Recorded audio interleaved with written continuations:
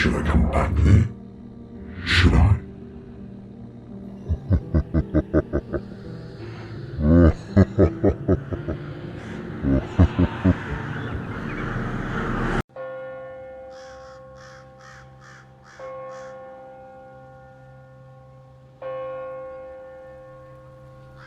This story has been in my family for generations and resulted in creation of a strict rule in my family.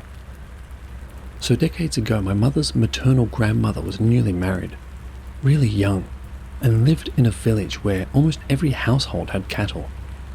The villagers had a system where one man from each household would take all the village cattle to the forest to graze and bring them back before nightfall. My great-grandmother had a special bond with one of the newborn calves, a buffalo named Ranja. He was really attached to her too, and would follow her around like a puppy and respond to her calls. When he was old enough, he went to the forest for the first time with the herd. But when the cattle returned that evening, Ranji was missing. My great-grandmother panicked, and though her mother-in-law told her to wait for the men of the house to return, she didn't listen. Their village was on a cliff, overlooking a valley, and across the valley was the forest. She went to the cliff's edge and started loudly calling out, "Ranji, come! Ranji, come here!" hoping the echo would reach the forest. After a few calls, she heard a response, Ranji's voice calling back from the forest. But with each reply, his voice got louder, closer, and the pace was unnaturally fast, like it was jumping from the forest to the valley bottom, to right near her. Then she looked down and saw something she would never forget, a buffalo-like creature, standing upright like a human in the field below her, with eyes glowing like headlights, and breathing like it was furious. It let out a terrifying roar in Ranji's exact voice, and she collapsed in fear. Just then her husband, father-in-law, and some villagers arrived with torches. They saw the same creature before it jumped into the valley and vanished. Everyone was so shaken, they didn't go into the forest that night. The next morning, a search party found Ranji's bloodied body near the grazing grounds. His head was missing. Ever since that night, our family has had a strict rule. Never call anyone by name after dark, especially while shouting for them, because something else might hear you and come instead. I used to think this was something from old time, and it would not happen now, until something eerily similar happened to my grandmother a couple of years ago, during the end of the COVID lockdown. A man from a nearby village passed her house with some sheep and lambs on his way to graze them. My nanny, being a social butterfly, stopped him for a chai. They chatted a bit, and he went on his way. That evening he passed by again while my nanny was busy in the kitchen. He called out from outside, saying that he was going home, and she waved him off from the window. Later that night, around 10 p.m, my nanny heard a lamb crying outside. She stepped out onto the roof and saw my cousin, her grandnephew, on the neighboring roof. They share a common courtyard with the houses right next to each other. He had heard it too. They both thought maybe one of the man's lambs got left behind, and my cousin asked if he should go down to the farms where the cries were coming from and carry him home. My nanny absolutely refused, and instead they started calling out gently for it, like you would to a lost puppy. At first the crying seemed far, like it was from a few farms away, but each time they called, it got closer, unnaturally fast, until the sound was right there in the courtyard. But there was no lamb. Realizing what was happening, my nanny shouted at my cousin to run inside, and she rushed back in too. Nothing else happened that night. A few days later, the same man came by again, and when asked, said none of his animals were missing. When my grandmother told him about what had happened, he got serious and said, "You're experienced. You should know better. Don't call out like that at night." So yeah, in my family, we don't shout anyone's name after dark, even today. What do you guys think it was? My nanny calls it a shalava, which is a shape-shifting demonic entity. Whatever it was comes after inviting, in the form of whatever you were calling for.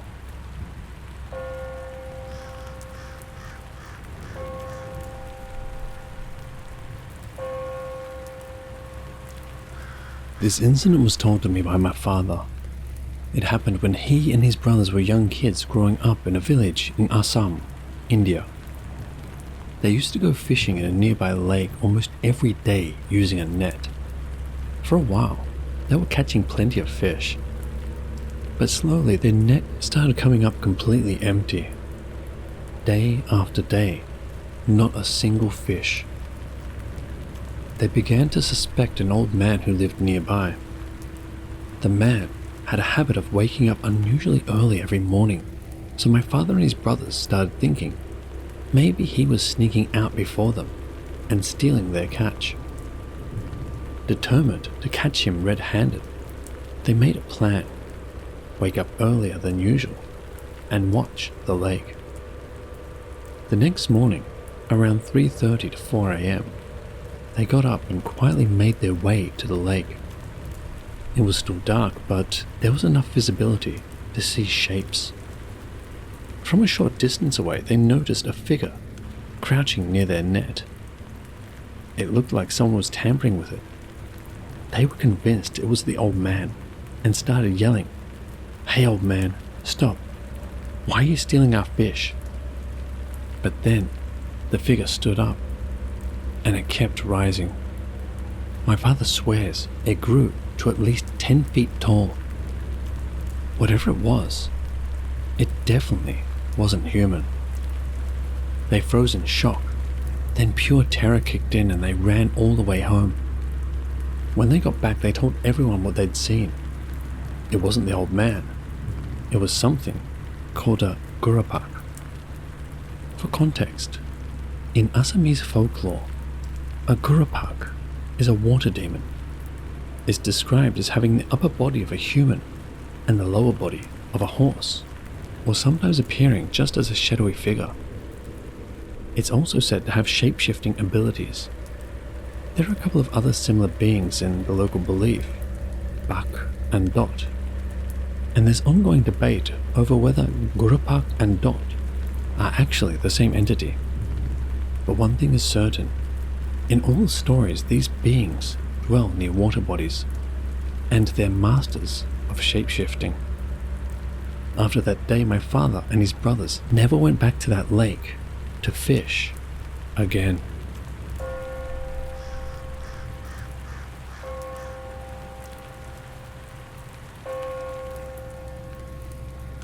This happened to my mother's aunt a long time ago, in rural India, and was told to me by my mum and grandparents.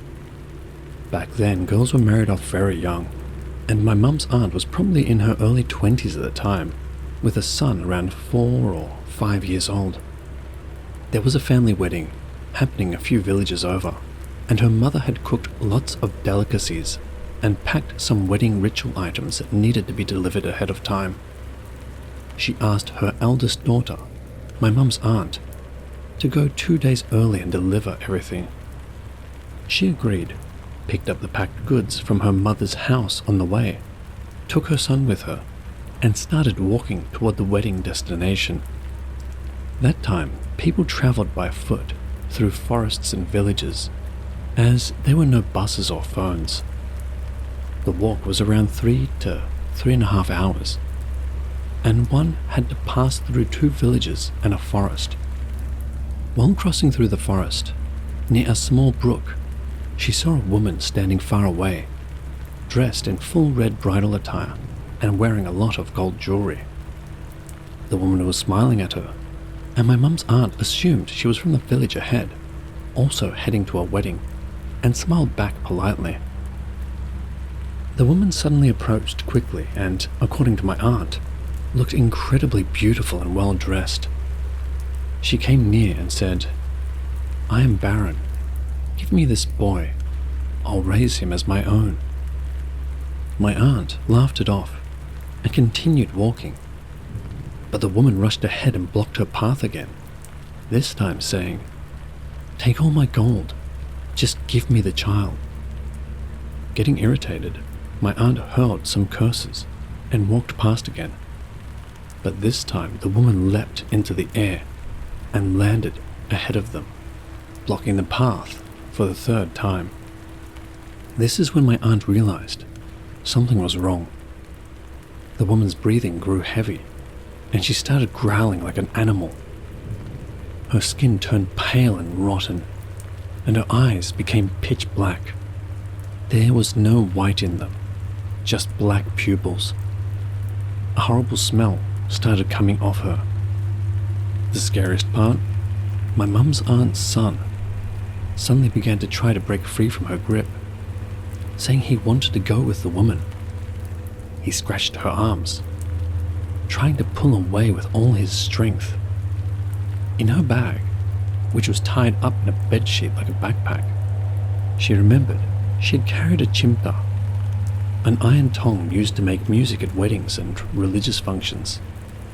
Desperately, she pulled it out and began attacking the entity with it.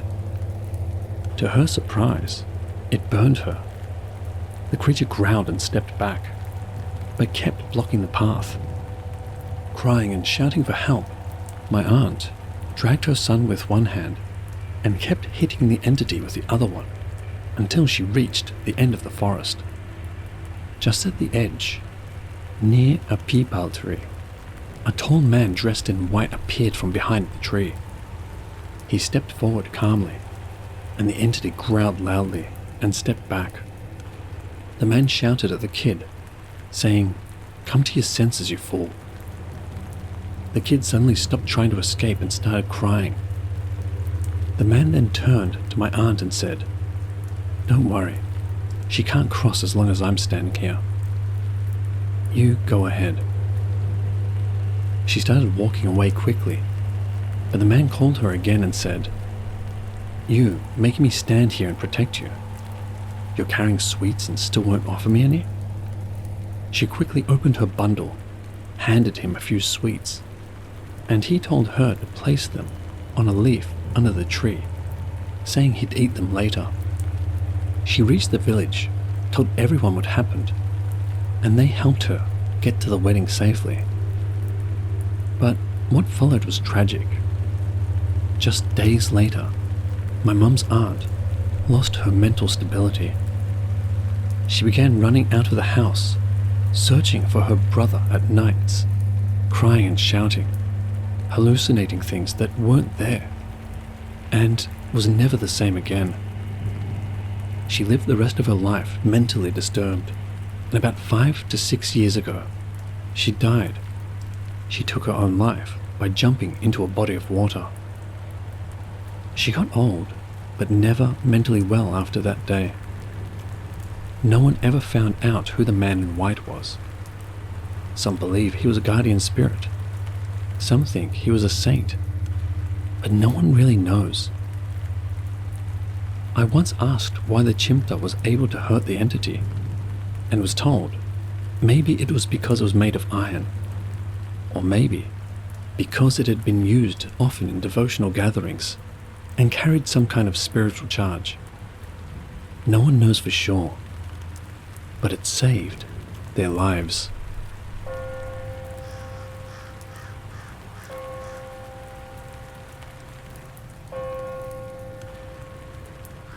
The story I'm about to share with you today isn't something that happened to anyone in my own family. Rather, it is an old, widely known tale from Assam, especially well known around the Tezpur region. I came to know of it because it was told to me by elders, and the location where this incident supposedly took place is quite close to my maternal grandmother's house. A long time ago, there was a family with 2 brothers. Every day, the two would go fishing together. Like any other day, they set out again one morning, got in their boat, and began fishing using nets in the river. However, something strange began happening. No matter how many fish the elder brother caught and passed to the younger one to keep in the boat, the number of fish kept decreasing mysteriously. Eventually, not a single fish remained. Confused and suspicious, the elder brother asked his younger sibling, "I've been catching so many fish. Why isn't even one left in the boat?" The younger brother responded as if he had no idea what he was talking about, asking, "When did you catch that many fish?" That's when the elder brother started to sense that something wasn't right. As he looked closer at his younger brother, his eyes fell on a strange object near him. A jalunga, a kind of pouch or satchel. Slowly, things began to make sense. The figure sitting before him wasn't his real younger brother at all. Instead, it was a dot, a water demon from Assamese folklore, who had assumed his brother's form.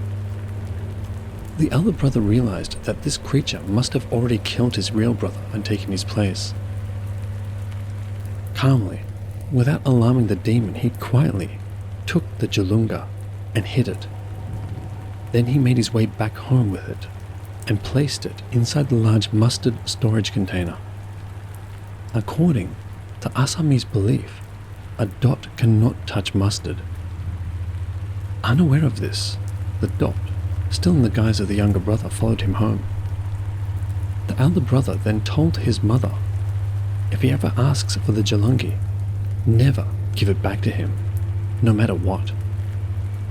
However, he never told her the full truth about what had happened, not even to the newly married wife of his real younger brother. Life went on, the family grew, and both brothers eventually had families and children of their own. But the dot, still living as the younger brother, would often ask the mother, "Ma, where's my jalungi?" And she would always reply, "It's in the mustard bin, go take it." Time passed. Then one night everyone from the household went out to watch Bahona, Assamese traditional theatrical performance, leaving only the mother at home. That night, the dot came again and asked, "Ma, where's my jalungi?" This time frustrated from being asked over and over again, the mother lost her patience. She reached into the mustard bin, pulled out the jalungi, and threw it outside, saying, "There, take your jalungi." The moment the dot retrieved the jalungi, it said, "Ma, I'm leaving now," and made a strange sound, tock, tock, tock, 3 times with its mouth, then vanished into the night. Later, when the elder brother returned and found out what had happened, he broke down in tears and said, "Ma, your youngest son is gone now, and he'll never return." He finally told the whole truth to the rest of the family. But the story doesn't end there. It is said that even after the dot disappeared, strange things continued to happen. Occasionally, people would find enormous fish left at the doorstep of their house. Gifts, perhaps, for the dot's wife and children. And those children, they grew up looking very different. According to what I've heard, they were much taller than ordinary humans and had unusual facial features. And just so you understand clearly, dot are believed to be powerful water demons in Assamese culture. They have the ability to shapeshift into any form.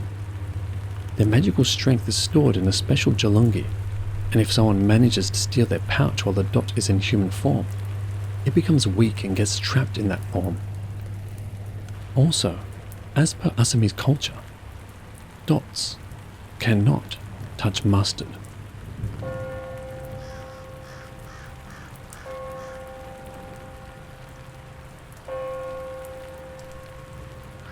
This one's about my maternal grandmother, and honestly, It's probably the most intense story I've heard firsthand from my family. There's a lot of backstory, but I feel like it's important to understand the main story. So here we go. My mother was born in a village that, as crazy as it may sound, was literally a dumping ground for dark entities before it became a village. Here in India, especially in older rural areas, exorcisms aren't always about banishing spirits. Most of the time, the priests or tantrics, occultists, just capture the spirit and leave it or bind it in a remote place, hoping it doesn't harm anyone. The area my mother's village sits on was one of those places. A proper deep forest setup, flowing brooks, thick trees, almost no sunlight hitting the forest floor in some spots, and a reputation for being paranormally active for decades. Even today it's considered secluded. You either have to walk 20 to 30 minutes from the main road through narrow trails, or take this inbuilt Kutcha road the locals made just a few years ago, full of loose stones and deep turns, impossible for normal cars to cross unless it's a tractor or a sturdy jeep. Now, my grandfather's family, my mum's dad, was one of the first 3 families that decided to settle in that region. They were farmers, and they owned a chunk of unused forest land nearby that was earlier only used for wood collection or to gather grass for cattle. Their old home was falling apart and would have eventually led to property disputes. So the siblings split the land and built new houses there to avoid future issues. Once people saw someone settling, a few more families came too. But soon after moving in, weird things started happening. At first subtle, then really aggressive. Windows shattering at night, hearing laughing and crying in the forests, illnesses after any encounter with no medical cause, cattle dying for no reason, bloodstains outside homes, random dead animal meat dumped near the doorstep, and something or someone knocking at their doors past midnight, asking for food, screaming, crying, pleading. All the families were terrified.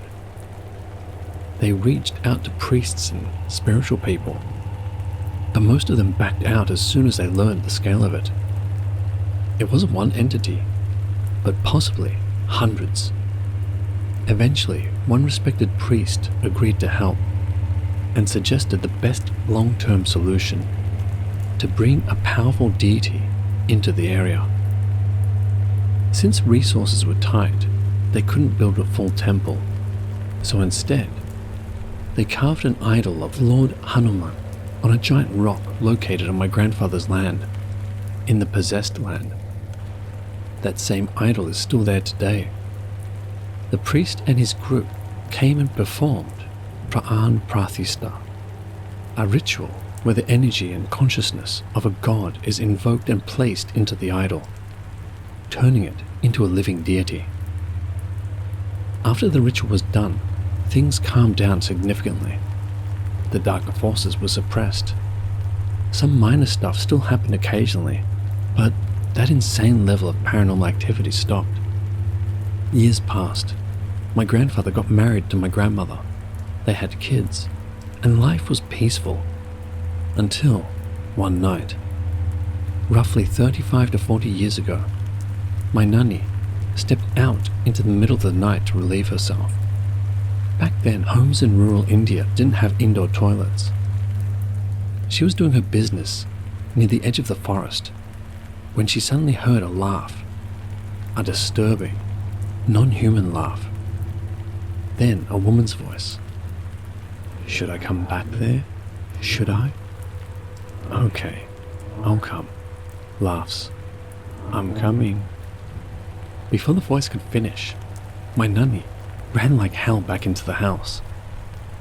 She didn't tell anyone about it because my nana, grandfather, wasn't home. He worked far away and only visited once every few months.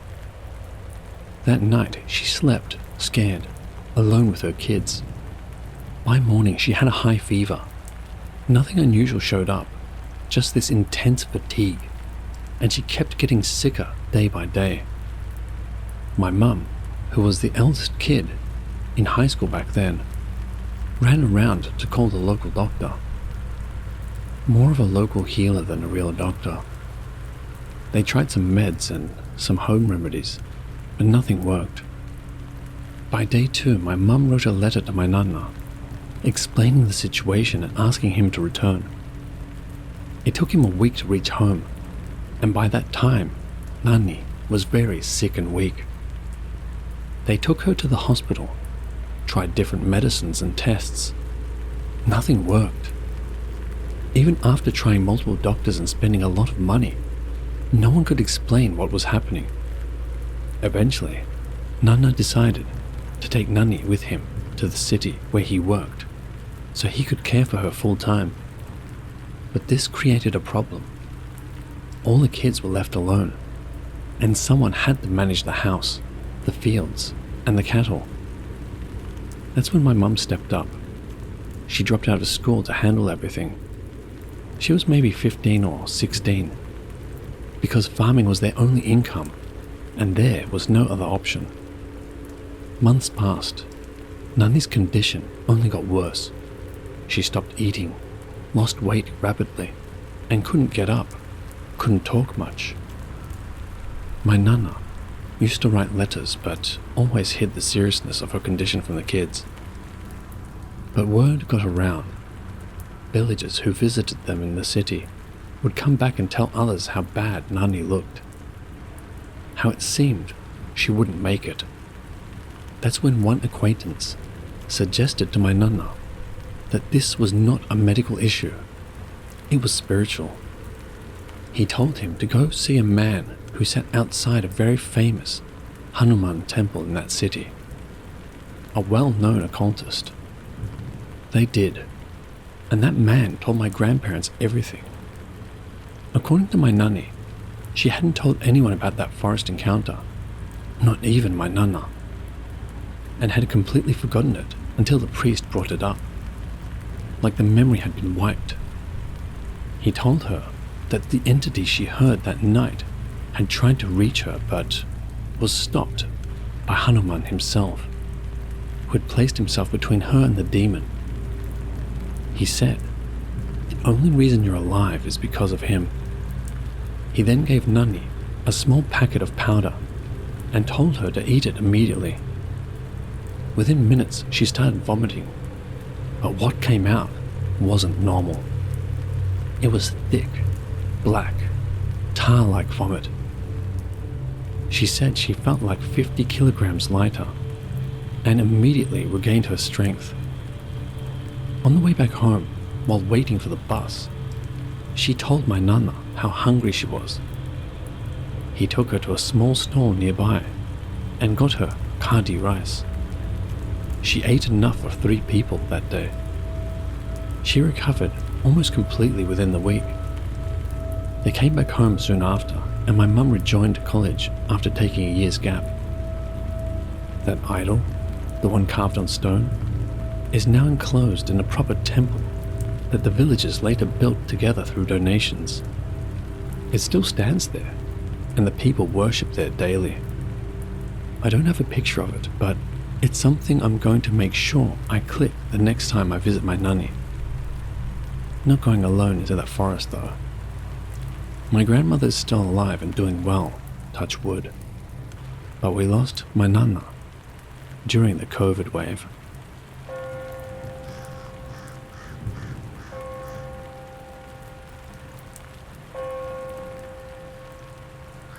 Hello watchers and listeners, thank you all so much for listening. If you have a story you'd like to share with the channel, please send it to my email, which will be found in the description below. If you'd like to support the channel, consider signing up for my Patreon, which you can watch my videos ad-free and usually with bonus stories, as well as other perks depending on the level. This year, I will be redesigning my merch store, so keep an eye out for that one. And as always, the biggest thank you is to all of you. I truly appreciate all of your support over the last couple of years. And remember, Papa loves you.